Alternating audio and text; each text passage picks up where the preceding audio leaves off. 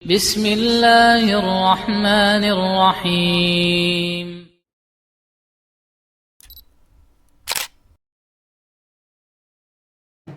Di antara dosa yang besar dan diremehkan oleh sebagian manusia. Bahkan Imam Ibnu Qayyim rahimahullah mengatakan dosa ini lebih besar daripada zina. Dosa ini lebih besar daripada mencuri. Dosa ini lebih besar daripada merampok. Apakah itu? Dia adalah dosa tarkus shalah, yaitu dosa meninggalkan salat. Ayyuhal ikhwa azani Allah wa iyyakum. Meninggalkan salat bukanlah perkara yang remeh. Meninggalkan salat dimasukkan oleh Imam Az-Zahabi juga termasuk dosa yang besar. Kenapa? Karena Allah Subhanahu wa taala berfirman, "Ma salakakum fi saqar?" Qalu lam naku minal musallin. Allah bertanya kepada penduduk neraka Sakar, apakah yang menyebabkan kalian masuk neraka? Penduduk neraka itu mengatakan, dahulu kami adalah termasuk orang-orang yang tidak mau sholat. Ayuhal ikhwah, rasanya kita sudah tua, uban pun sudah mulai tumbuh, kematian semakin hari banyak saudara-saudara kita mendahului kita.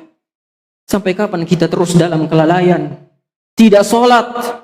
Padahal ibadah yang pertama kali akan ditanya oleh Allah Subhanahu wa taala. Jika sholat kita bagus, maka puasa, zakat, haji, umrah, sedekah semua akan diterima oleh Allah Tabaraka wa taala. Tetapi jika sholat kita buruk, sholat hanya sholat maghrib saja, atau mungkin cuma sholat Jumat saja, atau mungkin cuma sholat Idul Fitri saja, maka hati-hati, ini merupakan sebab kebinasaan kita. Nabi SAW bersabda, "Awwalu ma yuhasabu bihil abdu yaumal qiyamati min amalihi salatuh." Yang pertama kali akan dihisab, ditanya oleh Allah dari amalan anak Adam adalah salatnya. Jika salatnya bagus, faqad salaha asairu amali, maka bagus semua amalan-amalannya.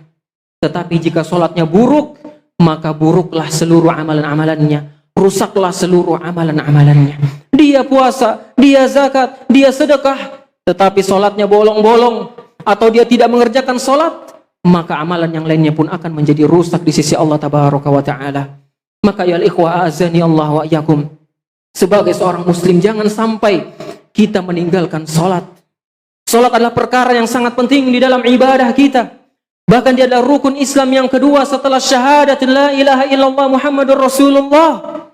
Kata Nabi SAW, Rasul amri al-Islam wa amuduhus salah.